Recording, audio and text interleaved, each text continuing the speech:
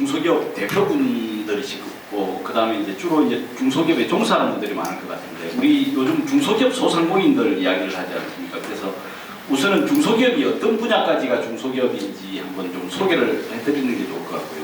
우리 흔히 이야기하는 그 소상공인이라고 하면 종업원 기준으로 종업원 10인 미만의 기업을 소상공인이라고 표현을 합니다. 소상공인이라고 표현하고요. 그 다음에 이제 소기업이라고 이야기를 하면 이제 매출액 120억 이하를 소기업이라고 표현을 합니다. 그 다음에 중기업, 중소기업, 소기업과 중기업을 합친 게 중소기업이 되겠죠. 중기업은 그냥 보통 제조업의 경우에 매출액 1,500억 미만이면 우리는 중소기업이다 이렇게 보시면 되고요. 아까 말씀드린 대로 매출액이 한 120억 미만이다 소기업. 그 다음에 이제 소기업 중에서도 종업원이 10인 미만이다 그러면 나는 소상공인이다 이렇게 하시면 될 것 같고요. 그 다음에 요즘은 많이 쓰이는 자영업자라는 표현도 들어보셨지 않습니까? 자영업자라는 표현은 법적인 용어는 아닙니다. 아까 소상공인, 소기업, 중기업까지는 법적인 용어고 자영업자는 그냥 말 그대로 그냥 통계학상으로 노동부의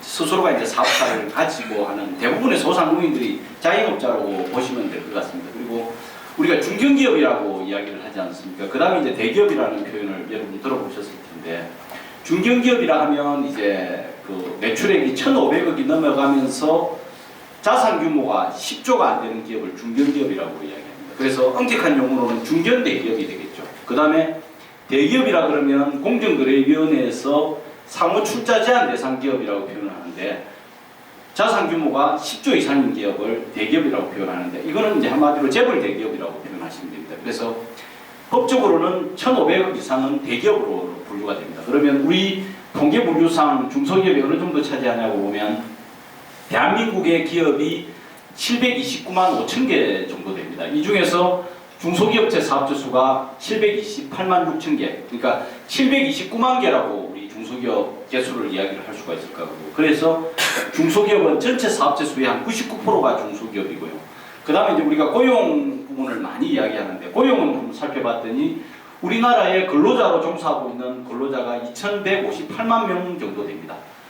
2,158만 명인데 이 중에 81.2%인 1,754만 명이 중소기업에 근무를 하고 있습니다. 그리고 0.1%의 대기업에는 한 18.7%인 400만 명 정도가 대기업에 근무를 하고 있습니다. 아까 대기업이라 하면 매출액 기준으로 1,500억이 넘어가는 기업을 생각을 하시면 될 것 같습니다. 그 다음에 이제 우리 경제의 엔진이라고 할 수 있는 제조업이 그래도 우리나라는 제조업 중심 국가입니다. 전체 GDP의 한 28% 내지 29%가 우리는 제조업이 차지를 하고 있거든요. 그래서 제조업에 차지하는 비중을 봤더니 전체 기업체 수가 58만 8천 개 정도가 우리나라 제조업이 있습니다.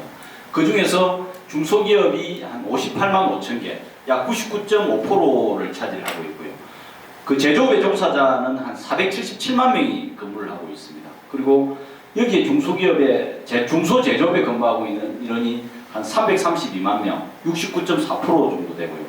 그 다음에 이제 대기업은 한 30.6%인 145만 명이 근무를 하고 있습니다. 그런데 이제 중소기업은 수는 많지만은 매출액에서 보면 전 산업에서도 매출액은 이제 아까 0.1%의 대기업이 소위 9,370개의 대기업이 우리나라 매출액의 한 52.8%, 그러니까 우리나라 총 매출액이 5,660조 정도 됩니다. 우리나라 GDP가 한 2,000조 정도 되거든요. 그러니까 매출액은 우리나라 GDP의 2배가 조금 넘는 거죠. 그 다음에 제조업으로 봤을 때 제조업 매출액이 1,937조 정도 됩니다. 이거는 대한민국의 실질 GDP가 아마 이 정도 됩니다. 근데 이게 이제 이 중에서 대기업이 64.7%, 제조 분야는 뭐 우리나라 대기업들이 규모는 작지만 대부분의 부가가치라든지 매출액은 그 큰 비중을 차지하고 있다고 보시면 될 것 같습니다. 그 다음에 이제 복합경제위기라고 이야기를 하는데 요즘 언론에서 많이 보셨던 고물가, 고금리, 고환율 이렇게 했었는데 요즘은 환율이 많이 안정이 됐죠. 먼저 1,400원까지 갔다가 지금 1,200원대로 내려왔으니까요. 그러면서 이제 환율 문제 대신에 지금 새롭게 등장하고 있는 부분이 고부채, 지금 빚 때문에 난립니다. 고부채 문제. 그 다음에 이제 우리나라는 수출 중심 국가입니다. 수출이 우리나라 경제에서 GDP에서 차지하는 비중이 70% 가까이 되는데 수출이 결국은 위기 때마다 우리 경제를 이끌고 나가는 이런 기회가 됐는데 최근에 수출이 줄고 있는 부분이 굉장히 큰 문제가 아닐 수 없습니다. 마지막으로는 우리나라 인구 구조 감소하고 맞물려가지고 중소제조업 현장은 심각한 인력난을 겪고 있습니다. 그래서 이 중소기업에 대한 복합위기는 크게 5가지로 이렇게 분류를 할 수 있을 것 같습니다.